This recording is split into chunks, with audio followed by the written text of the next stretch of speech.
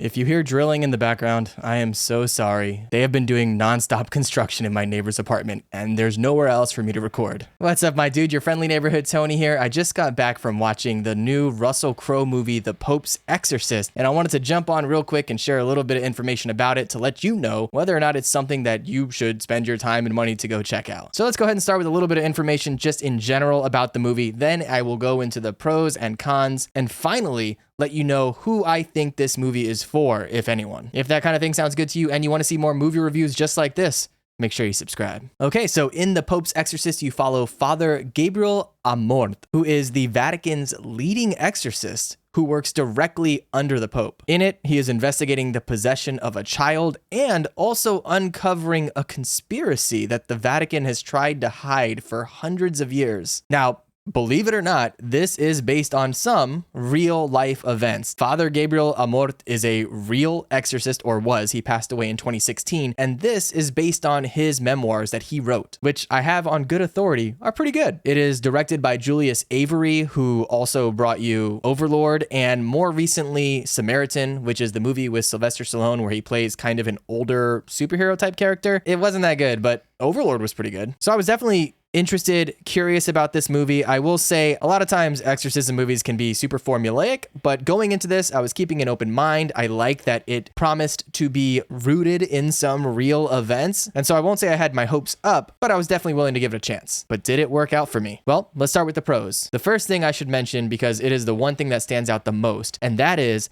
that Russell Crowe is phenomenal in this movie, which I know is probably something that we all already know. Russell Crowe is a great actor, but even when given certain scenes or certain dialogue that any other actor would not be able to really get across as believable, he does wonders with it. Of course, he's playing an Italian exorcist in this movie, and I think, I don't know, his Italian accent, I would say, is molto bene.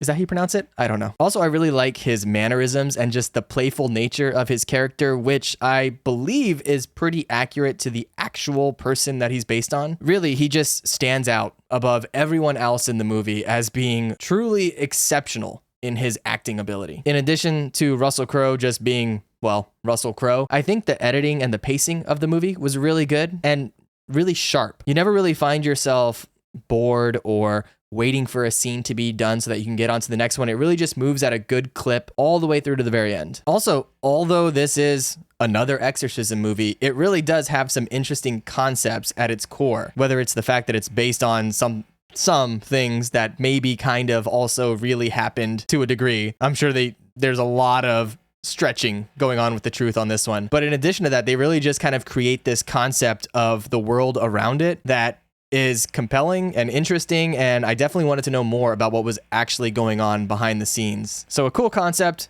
and a great actor.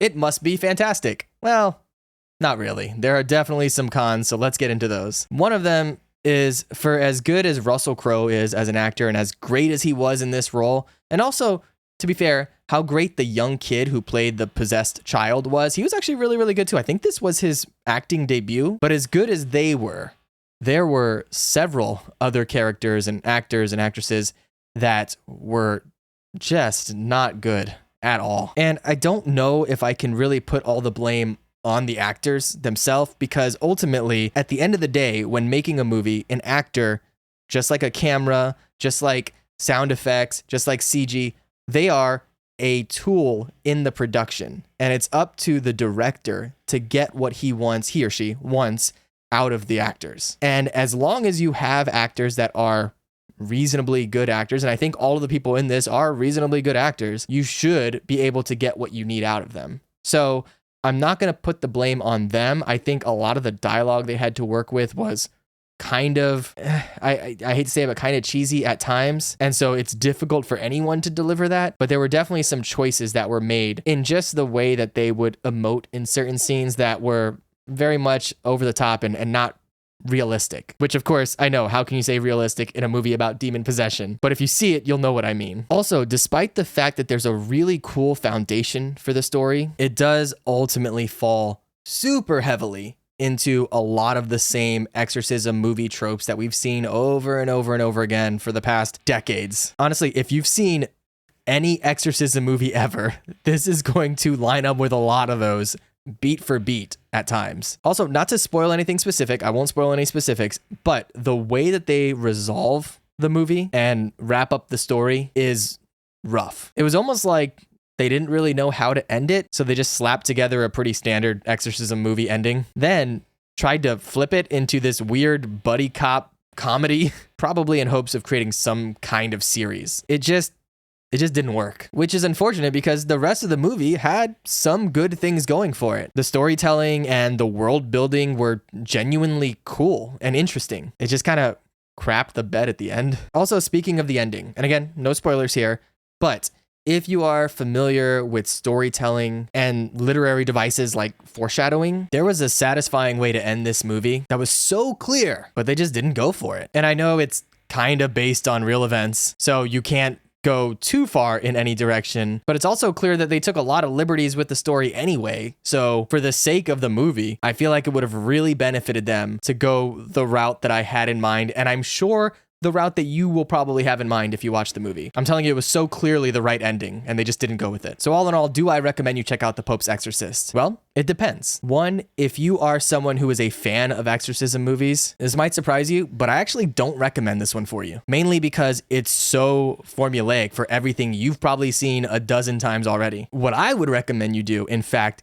is look up Gabriele Amorth. There's actually a documentary on him and you get to see his last exorcism on YouTube. So if you're into that kind of thing, skip the movie and watch that instead. Who I would probably recommend this movie the most to is someone who hasn't really seen an exorcism movie before. Because again, a lot of the things you're going to see in this movie have been done in other exorcism movies. But if you've never seen them, then hey, you're all right going into this one. Although I would probably still recommend other exorcism movies over this for sure, including of course the original Exorcist. And if you're looking for something more modern, I would say the first Conjuring movie is a great exorcism movie. So probably start with those instead. Also, if you're just a big Russell Crowe fan, he is awesome in this movie. I love his character so much and how he played him. So if you just like Russell Crowe, this is for you. But if you don't fall into any of those categories, I don't think this is a movie to check out, at least not in theaters. I'm very fortunate that I have the Regal Unlimited Pass, so I can pretty much watch whatever I want for free. So I don't feel bad about seeing it, but if I were to pay $15-20 to go watch this, I think I would feel pretty ripped off. So for that, probably wait until it comes out on streaming. But of course, these are just my thoughts, my opinions, just some dude on the internet. Let me know what you think in the comments below. Have you seen The Pope's Exorcist? Did you dig it? Are you a big fan of the kind of religious horror movies? And if so, what are some of your favorites? Because I haven't seen a ton. Whatever you think in the comments, let me know. Also, real quick, if you want to support me and my channel here, I am making my climb to 1,000 subscribers. I'm hoping to get there in the next month or so. So if you want to subscribe, awesome. Otherwise, if you want to support me and the channel here, since I am not yet monetized on YouTube, I have an Amazon affiliate link in the description box below. So if you plan on buying anything on Amazon today, it doesn't cost you anything extra. You just go through that link and it gives me a little kickback. So if you do, I really appreciate it. Otherwise, I'll catch you in the next one. Also, sorry about the buzzing. All right, be good.